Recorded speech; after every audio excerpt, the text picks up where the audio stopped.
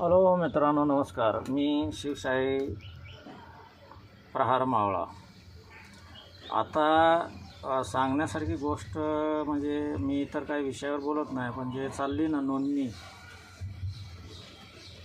की आमच्या देशातून किती लोक भारतीयांना हाकलायचं ह्याबद्दल चाललेली, किंवा त्यांच्यावर कसा अन्याय करायचा ह्याबद्दल चाललेली. आता काल मला आलेला एक उदाहरण मी तुम्हाला सांगतो की मी काल ह्या नोंदणीसाठी गेलो होतो. तर त्यांनी सांगितलं, प्रथम सहकुटुंब सहपरिवारासंग गेलो होतो, असा एकटा गेलो नव्हतो. तर त्यांनी मग सांगितलं, तुमचे वोटिंग कार्ड द्या. आम्ही आपलं वोटिंग कार्ड वगैरे काढून दिलं त्यांना. तर ते बोलले, तुमचं वोटिंग कार्ड इथं नाही आहे, म्हणजे वोटिंग तुमचं नाव ते तिथून एक 15-20 किलोमीटरच्या अंतरावर आहे. मी माझ्या तळपायाची आग मस्तकात गेली आणि असं वाटलं की तिथं बसलेल्या अधिकाऱ्याच्या द्यावं, लावून द्यावी. अहो, मी कमीत कमी त्यावेळेस ग्रामपंचायत होती, पुरंदर ह्या भागातले ग्रामपंचायत होती. तिथे मी ग्रामपंचायतीचं वोटिंग केलं. नंतर ते कॉर्पोरेशन झालं, कॉर्पोरेशन नगरपालिकेचं दिलं. नगरपालिकेचं दिल्यानंतर आमच्या काय म्हणतात त्या आमदारांचं दिलं 2 वेळा. 2 वेळा मी खासदारकीचं दिलं. आणि अजून एक सांगण्यासारखी गंमत सांगतो की मी एक वेळेस तर समजा इथं नव्हतं, माझ्या काय कारणासाठी मी गावाला गेलो होतो, गावाला होतो. आणि ह्या लोकांनी तिथपर्यंत गाड्या पाठवल्या आणण्यासाठी. आणि आता म्हणतात मला की हसण्यासारखी गोष्ट आहे राव. हसू येणार का नाही येणार? आता म्हणतात तुमचं वोटिंग इथं नाही. मग माझं मत येतं एवढंच आहे ना, की मी जे काय 5-6 वेळा वोटिंग केली ह्या भागात, कुठं केली काय हे सगळं माझ्याकडे नोंद आहे, त्याची काय सांगायची गरज नाही. पण ते वोट गेलं कुठं? मी ह्या भागात तर नाही. वोटिंग तुम्ही चिठ्ठ्या काढून माझ्या घरी आलात, माझ्या मंडळीच्या हातात पैसे दिले, चिठ्ठ्या दिलेत, आणि आता आम्हाला सांगतं की तुमचं इथं वोटिंग नाही. काय हे काय? त्यामुळं आता मी ठरवलं आहे, मी तुमच्या बापाचा गुलाम नाही म्हणलं, तिथं बोलून आलो आहे.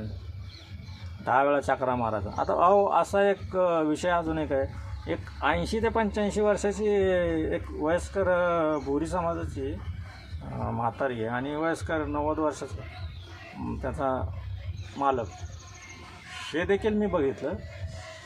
त्यांना विचारणा करण्यात येते की तुमचं हे डॉक्युमेंट चालत नाही. आता 80-85 वर्षाचे 90 वर्षाच्या म्हाताऱ्यालासुद्धा तुम्ही सोडत नाही. त्यांना म्हणता तुम्ही तुमच्याकडं हे डॉक्युमेंट नाही चालणार, ते डॉक्युमेंट नाही चालणार, तुमच्याकडं पासपोर्ट आहे का? मग पासपोर्ट असेल तर मग ते झेरॉक्स घेऊन या त्याचं. आता काय मोठं आहे? आधार कार्ड मोठा आहे, पॅन कार्ड मोठा आहे, वोटिंग कार्ड मोठा आहे, राशन कार्ड मोठा आहे, का पासपोर्ट मोठा आहे? का त्यांना पासपोर्ट विमानात बसून त्यांना पाठवायचं आहे कुठं? काय चाललं आहे? निर्लज्जाचं एक खरोखर कळस आहे हो. आणि मला तुमच्यावर आणि माझ्यावर स्वतःवर हसू येतं की आपण यांना वोट देऊन उभं राहणं. काय दुर्भाग्य आहे. आपण आपल्या पायावर म्हणतात ना, कुऱ्हाड मारली, हे मराठी म्हण आहे, कुऱ्हाड मारून घेतो, तशी आपण मारून घेतली. आणि मी पहिल्यांदाच बोललो की बाळा ठाकरे, शिवाजी महाराज किंवा असे बरेच हुतात्मे झाले, त्यातले 2 आपण हुतात्मे म्हणतो, त्यांचे 2 वारस फक्त जिवंत आहे आणि ते कार्यरत आहेत, ते भांडत असतात. नेहमी जनतेच्या बाजूनं, बाकीचे सगळे झोपलेले आहेत. आणि मला आता खरोखर असं मला लाज वाटते की त्यांना जे महाराजांच्या पुढं जे नाव आहे आणि त्या निर्लज्जांनी सुद्धा ते नाव न लावण्यासारखी म्हणजे लावू नये असं माझं मत आहे. आणि जनतेनं त्यांना त्या पदवीचा किंवा महाराजांच्या वंशाच्या मध्ये त्यांची गिनती नाही केली पाहिजे. वारंवार मी हेच बोलत आलो आहे की ज्यांनी महाराजांना आणि महाराष्ट्राला मोगलापासून ते तुमचे इंग्रजापर्यंत ज्यांनी आपल्या महाराष्ट्राबरोबर गद्दारी केली, आपल्या भारतीय देशाबरोबर गद्दारी केली, अशा लोकांसंग जाणारी लोक हे यांचे वंशज असू शकत नाही. ह्याला दिसत नाही का काय चाललंय, काय करतात, कुठलं पॉलिटिशियन आहे. आता 750 850 लोक होणार सांसद, खर्च किती वाढणार, आता हाय त्याच्यावर किती खर्च होतो.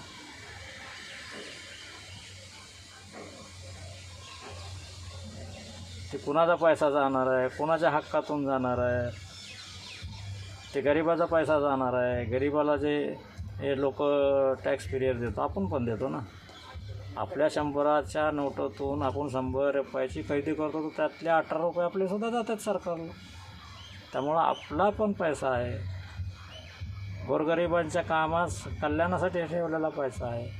आता अजून एक गमतीशीर गोष्ट सांगतो. आमचे जे दिल्लीत बसलेले महाराज आहेत ते आले, प्रथम प्रधानमंत्री झाले, नंतर त्यांनी काय म्हणतात ते लोकसभेचं सभासद जे हे जे आहे हॉल जे आहे लोकसभेचं काय म्हणतात त्याला, बरं असू देत काय म्हणू देत, पण ते तिथं जाताना शिड्यावर पाय हात नतमस्तक झाले. बरं वाटलं, मला चांगलं वाटलं, कारण ते 5 वर्ष होते चांगले. नंतर काय झालं त्यांना हे मला बी नाही कळलं. कारण मला असं वाटतं की आपली दिशाभूल करायची असेल म्हणून 5 वर्ष त्यांनी थोडंसं चांगलं वागण्याचा प्रयत्न केला. बरं ते जाऊ द्या. त्याच्यानंतर त्याला श्रीराम जी क्या थे क्या नाही ते उद्घाटनाच्या टायमाला बोलले. त्याच्यानंतर तिथं काय आता स्वाऱ्या झाल्या, काय झाल्या, अजून एक देवस्थान आहे, असे 4 देवस्थानामध्ये चोऱ्या झालेल्या आहेत. आणि हे सांगतात की असा बाहेरून एक राजा आला होता आणि त्यांनी ते नेलं. म्हणजे तुम्ही 200-400 वर्षापूर्वीचा इतिहास नका हो काढू, आताचा काढा ना. म्हणून माझं हे मत आहे. तुम्ही आल्यानंतर काय काय झालं हे सांगा. 2.5 किलो का 250 किलो काहीतरी असं मी ऐकलं की सोनं ह्या कुठल्या मंदिरातून, अजून एक मंदिर आहे तिथून गायब आहे. आणि हे महाराज आम्हाला म्हणतात की आपण सोनं खरेदी करायचं नाही किंवा गाड्या वापरायच्या नाही आणि असं बोलतात. आणि न्यूजवाले हे तर हे आमचे ह्यांना कुठल्या शब्दात बोलावं इतक्या खालच्या पातळीचे गेलेत आहेत. हे ते काय झालं आहे, राजकारणी कवा उठतात ते जनावर माहीत आहेत का, गावोगाव जनावर असतात. कधी उठतो आणि कधी मी त्यात तोंड घालतो, ही परिस्थिती होती पहिली गावागावात, आज पण आहे. त्यातले हे लोक आहेत. तर मला एवढंच म्हणायचं आहे की जर आणि नंतर मग साहेबांनी असं काय सांगितलं, ते दिल्लीतल्या साहेबांनी की म्हणले आता ते जी शारीरिकदृष्ट्या अपंग आहेत किंवा काय म्हणतात त्याला विकलांग आहेत किंवा हँडिकॅप आहेत, अशा लोकांना असं काय बोलायचं नाही. यांना दिव्यांग म्हणा. बरं बरं, दिव्यांगासाठी काय केलं? आता मी बी दिव्यांग आहे, मला माहिती आहे ना मला काय करतं, काय केलं दिव्यांगासाठी. अहो, दिव्यांगाचा पैसा लुटून आज तुम्ही जनतेला वाटताय, तुमच्या भ्रष्टाचार लोकांना वाटताय. कुठं आहे दिव्यांगाचा प्रश्न? 4-4 महिने पगारी येत नाहीत त्यांच्या, ज्या जुन्या काँग्रेसने चालू केलेल्या. तुम्ही तर काहीच केलेलं नाही, तुम्ही फक्त आणि फक्त विकताय. बरं, ते जाऊ द्या, मरू द्यात. पण आता मला एकच म्हणायचं आहे, माझा जर हक, मी हे नोट केलेली आहे, सगळं नोट करून ठेवलं आहे, मी आता तिथं त्यांच्या ह्याच्या पुढं जाणार नाही. कारण पोलीस वेगळा दम देतात. आम्ही अपंग असल्यामुळं आम्ही आज चालून जाऊ शकत नाही, किंवा वयस्कर माणूस असेल तो तिथपर्यंत जाऊ शकत नाही. हे म्हणतात 50 वेळा गाड्या कशाला आणता, तर तुमची झक मारायला तुम्ही ते ठेवलं का शाळेत?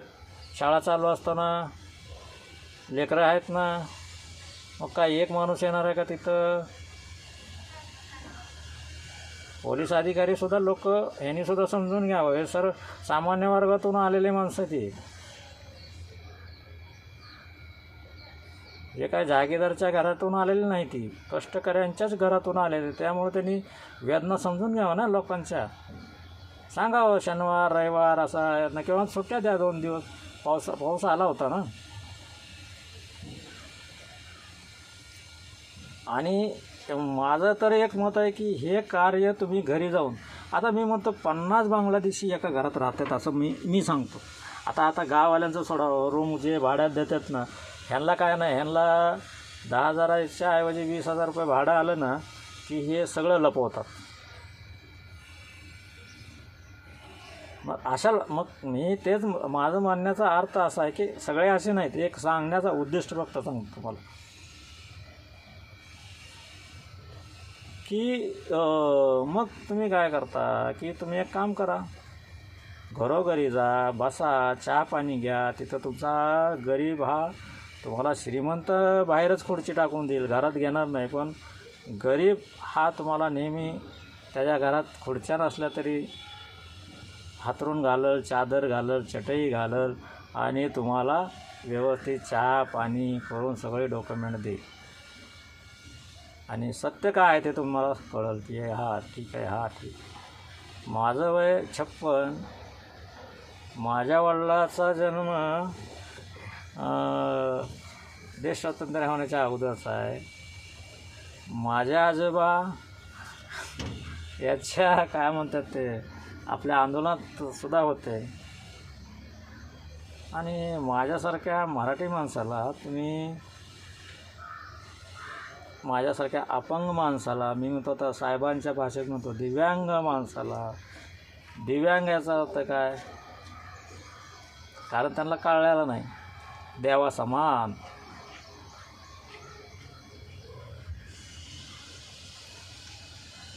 मग आता अशा माणसाला तुम्ही जर 10 वेळा चक्रा लावताय, तर मी आज सांगतोय, हे रेकॉर्डिंग ह्याच्यासाठीच करतोय की मी तिथं जाणार नाही. तुम्ही या आणि मला तुम्हाला इथून हाकलायचं असेल तर ते बी हाकला आणि हाकलून दाखवा.